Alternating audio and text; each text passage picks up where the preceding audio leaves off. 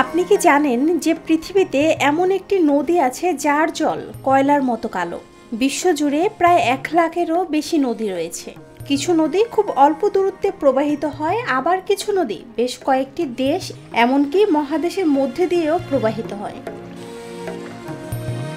নদীর নাম Rio Negro. এই নদীটি 2250 কিলোমিটার দীর্ঘ এবং এর গাঢ় রঙের কারণে এটি কালো নদী বা ব্ল্যাক রিভার নামেও পরিচিত। পাতা, ডালপালা এবং গাছের অন্যান্য অংশ এই নদীতে পড়ে। সেগুলো ট্যানিন এবং হিউমিক অ্যাসিড নদীর জলে মিশে যায়, যা থেকেই নদীটির জল গাঢ় কালো হয়ে ওঠে। নদীর তলদেশ কালো বা গাঢ় বাদামি রঙের, যার ফলে নদীর জলও কালো দেখায়।